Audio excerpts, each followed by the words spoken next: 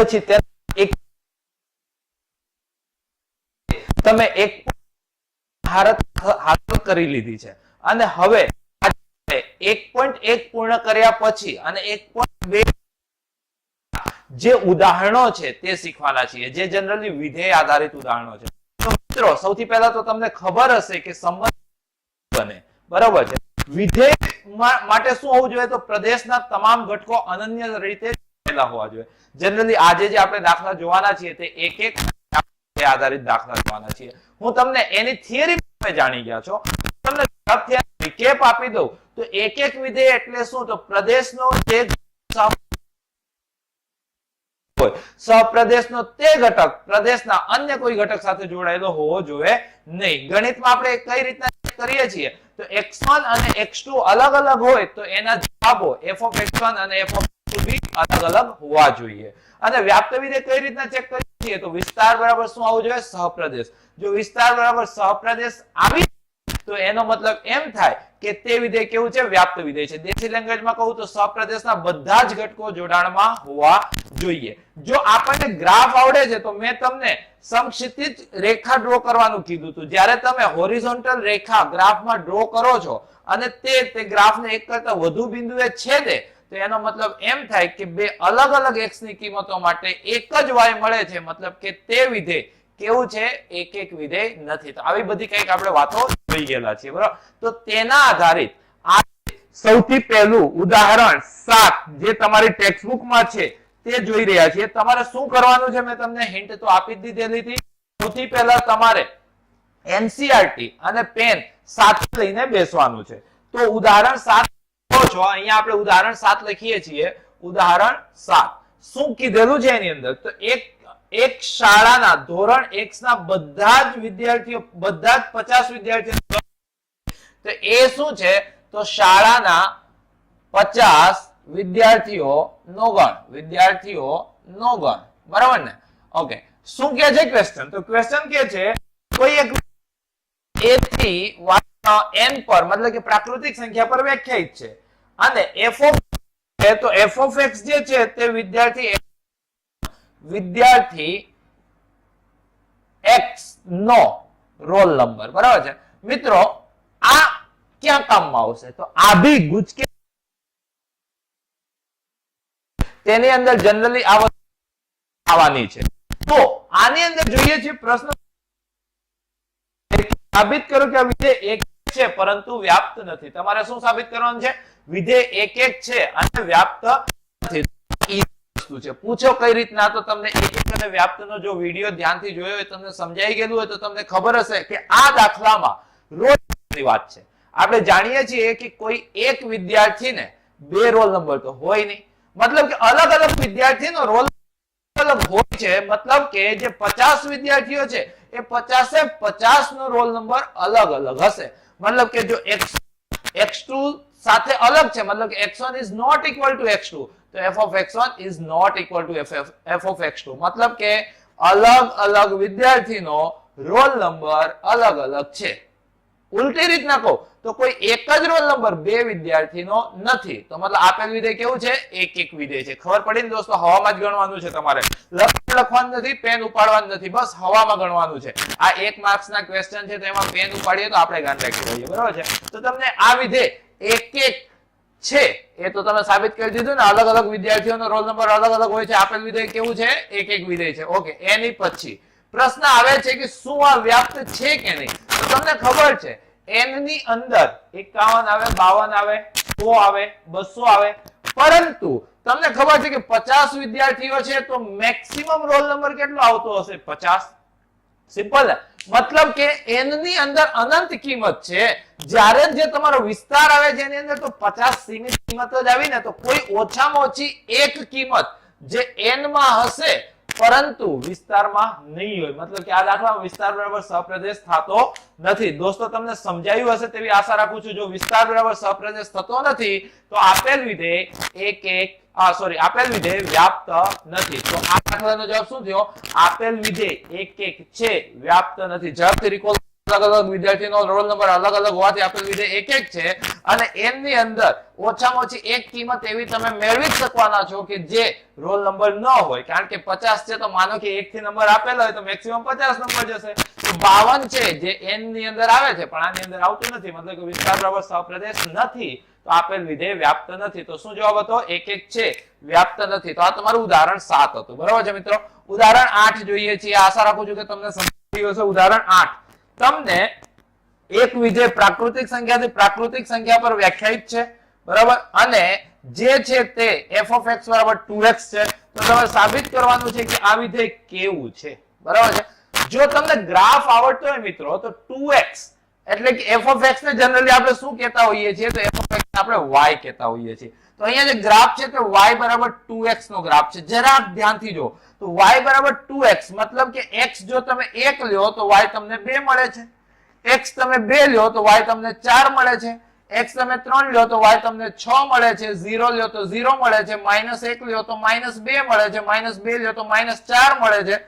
તો તેનો ગ્રાફ કાંઈક આવો મળ્યો, બરાબર ને? એનો ગ્રાફ પ્રાકૃતિક સંખ્યા માટેની વાતચીત છે, n માટેની વાતચીત છે, એટલે આ વચ્ચેની કિંમતો આવશે નહીં અને વચ્ચેની કિંમતો નહીં આવે તો એનો જવાબ બી નહીં મળે. બરાબર છે દોસ્તો?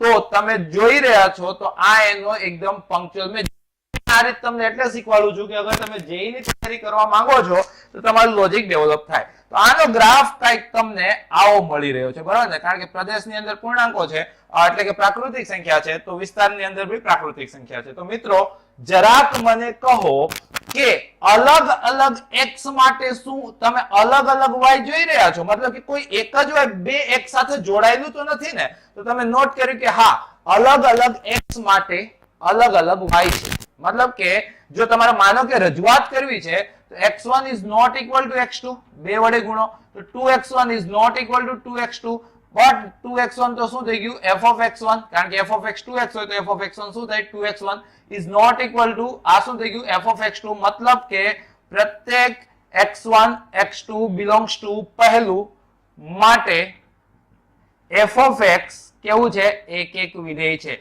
આ એક એક વિધેય સાબિત કરવાની રીત થી મિત્રો અગર માન લો કે થિયરીમાં પૂછે તો તમે કંઈક આવી રીતના ગણી દેવાના છો. હવે તમે સમજો જે આનો વિસ્તાર છે, જરા કલ્પના કરો આનો વિસ્તારમાં શું શું આવશે? તો પ્રદેશનો 1 લીધો તો જવાબ કેટલો આવ્યો? 2. પ્રદેશનો 2 લીધો તો જવાબ કેટલો આવ્યો? 4. પ્રદેશનો 3 લીધો જવાબ કેટલો આવ્યો? 6. પછી 8. સમજી ગયા ને? બેકી પ્રાકૃતિક સંખ્યાઓ આવવાની છે, બરાબર? હવે તમે જુઓ તો એક એવો છે કે જે n માં આવેલું છે, કારણ કે સહપ્રદેશ શું છે? n. પરંતુ એક જે છે તે એના વિસ્તારમાં નથી. વિસ્તાર અહીંયા એક ડઝન બિલોંગ્સ ટુ વિસ્તાર લખી દો, એકદમ દેશી, એકદમ ગામડિયું, બરાબર?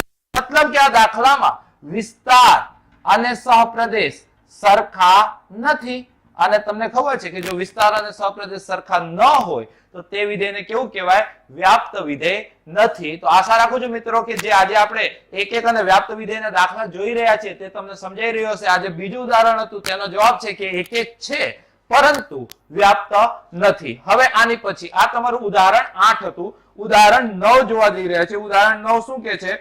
તો અહીંયા હું જરાક રકમ લખું છું. અહીંયા જોવો છો તમે મિત્રો ઉદાહરણ 9, બરાબર છે? ઉદાહરણ 9 માં વાતચીત એવી છે કે f જે છે તે r થી r પરનું વિધેય છે, બરાબર છે મિત્રો? અને શું વાત છે? તો આ બી f of x બરાબર 2x. હવે સૌથી પહેલા તો ઉદાહરણ 8 અને ઉદાહરણ 9 જો તમે ઝડપથી જોવો છો ને તો બંને તમને સરખા જ લાગે છે, પરંતુ મિત્રો બંને સરખા નથી. કેમ નથી? તો એનું કારણ એ છે કે આનો પ્રદેશ n હતો જ્યારે આનો પ્રદેશ r છે, અને આનો સહપ્રદેશ n હતો જ્યારે આનો સહપ્રદેશ r છે. તો જો દોસ્તો તમે આનો ગ્રાફ ડ્રો કરશો તો અહીંયા પ્રદેશ r હોવાથી ખાલી આ નહીં પરંતુ આ તમામ બિંદુએ કિંમત મળશે, બરાબર? તો આનો ગ્રાફ મેં અહીંયા ડ્રો કરી દીધો છે, એની અંદરથી જ મેં યુટિલાઇઝ કરી લીધું છે.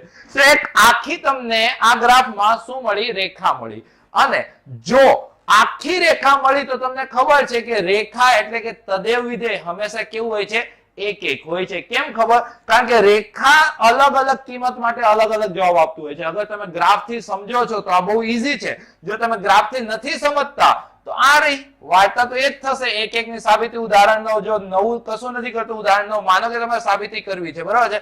તો અહીંયા તમે આવું લખશો, અહીંયા ખાલી શું થઈ જશે r. કેમ? તો x1 is not equal to x2, તો 2 વડે ગુણ્યા તો 2x1 is not equal to 2x2, તો 2x1 f of x 2x છે, તો 2x1 શું થઈ ગયું? f of x1 is not equal to f of x2. મતલબ કે જો x1 અને x2 અલગ અલગ છે તો એના જવાબો બી અલગ અલગ છે. કોના માટે? તો પ્રત્યેક x1 x2 belongs to પ્રદેશ. આ દાખલામાં પ્રદેશ શું છે? r માટે. મતલબ કે f of x કેવું છે? એક વિધેય છે.